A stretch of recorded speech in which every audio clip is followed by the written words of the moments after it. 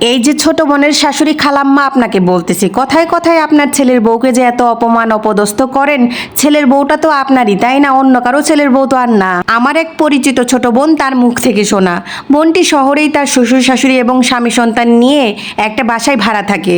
বোনটির 2 বছরের 2টা টুইন মেয়ে বাবু আছে। নর্মালি আমি যে কয়জন টুইন বেবিওয়ালা মাদেরকে দেখেছি, তাদের সাংসারিক এবং পারিবারিক জীবনটা একটু কঠিনই হয়ে থাকে। সেই ছোট বোনের মুখ থেকে কিছু কথা শুনে আমি কিছুটা অবাক হয়ে গেলাম। তার শাশুড়ি নাকি প্রায় সময় তাকে বলে সে নাকি বাসায় তেমন কাজকর্মই করে না। আমি ওকে এটাও জিজ্ঞেস করেছিলাম, তা তোমার শাশুড়ি ঠিক কেমন কাজকর্ম করতে বলে আমাকে একটু বলো তো। সে আমাকে উত্তরে বলে কিনা, আপু জানো, আমার শাশুড়ি প্রায় সময় উনার শাশুড়ির এক্সাম্পল দিয়ে বসেন। উনার শাশুড়ি নাকি উনাদেরকে দিয়ে অনেক খাটাতেন, মানে ওনারা যে কয়জন যা ছিলেন তাদের অনেক কষ্ট দিতেন। সারাদিন নাকি ওনাদের বাড়িতে অনেক কাজ করতে হতো। সেই তুলনায় নাকি বর্তমানে আমরা যে ছেলের বউগুলো আছি তারা কোনো কাজই করি না। এর মাঝে তিনি এটাও বলেন ওনারা নাকি সবসময় সাংসারিক কাজকর্ম নিয়েই ব্যস্ত থাকতেন, ওনাদের বাচ্চা কাচ্চাদেরকে তেমন কোনো সময় দিতে হতো না। আর আমরা আজকালকার মায়েরা নাকি সন্তানদের নিয়েই পড়ে থাকি। এগুলো শোনার পর আমার সেই ছোট বোনের শাশুড়ি মানে খালাম্মাকে কিছু কথা বলতে ইচ্ছে করছিল। উনি যখন বলেছেন না যে আগেকার শাশুড়িরা কত জ্বালিয়েছেন, ওনারা ওনাদেরকে দিয়ে ধান ভানিয়েছেন, সেই আমলে বউদের জন্য বাড়ির ধান ভানা এবং অন্যান্য কাজই ছিল প্রধান বিষয়। বাচ্চা কাচ্চাদেরকে দেখাশোনা আর করবেন কি?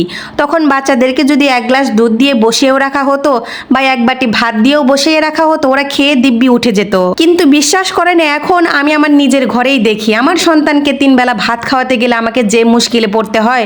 গত 3 দিন যাবত আমার মেয়েটা অসুস্থ থাকার কারণে ওকে মনে হয় আমি 3 বেলা ভাত ঠিক মতো খাওয়াতে পারিনি বললে ভুল হবে। অনেক চেষ্টা করেছি, তবে সে মুখেই নিতে চায় না। আর এই দোষটা সম্পূর্ণ আমার ঘাড়ে পড়েছে। আমি কেন ঠিক মতো বাচ্চাকে খাওয়াতে পারছি না? এক বাচ্চার জন্য আমি মনে হয় 3 বেলাতে 6 রকমের আইটেম তৈরি করে দিয়েছি, তবুও তাকে ভাত খাওয়াতে পারিনি। সেই ছোট বোনের টুইন বেবি আছে, ওকে যে আরো কতটা হিমশিম খেতে হয় সেটা আর বোঝার বাকি থাকে না। মানলাম পূর্বে ছেলের বউদেরকে অনেক পরিশ্রম করতে হতো, তবে এখনকার বর্তমান ছেলের বউদেরকে যে পরিশ্রম সহ মানসিক চাপে থাকতে হয়, ওটার দায়ভার কে নিবে শুনি? আপনারা যেভাবে আপনাদের সন্তানদেরকে বড় করেছেন, সত্যি বলতে ওদের পেছনে তেমন আপনাদের সময়ই দিতে হয়নি। তবে এখনকার সন্তানেরা যারা বড় হচ্ছে, ওদের প্রতিটা জিনিসের প্রতি কড়া নজর রাখতে হয়। তা না হলে আপনি এবং আপনার ছেলে সেই পরিশেষে বলবেন কি করো বাসায় বসে থেকে থেকে, তোমার সন্তানের প্রতি কোনো খেয়ালই রাখতে পারো না। আপনাদের আমলে বাচ্চারা অঘটনটা একটু কমই ঘটিয়েছে, তবে এখনকার বাচ্চারা যেই পরিমাণ স্মার্ট, ওরা কোনো কিছু করলেই মায়ের ঘাড়ে দোষ চেপে বসে। একটা সিম্পল বিষয় কি জানেন, কথায় কথায় যদি আপনি আপনার ছেলের বউকে বলে ফেলেন যে আমার শাশুড়ির যেরকম করেছে আমরা তো এরকম কিছুই করি না,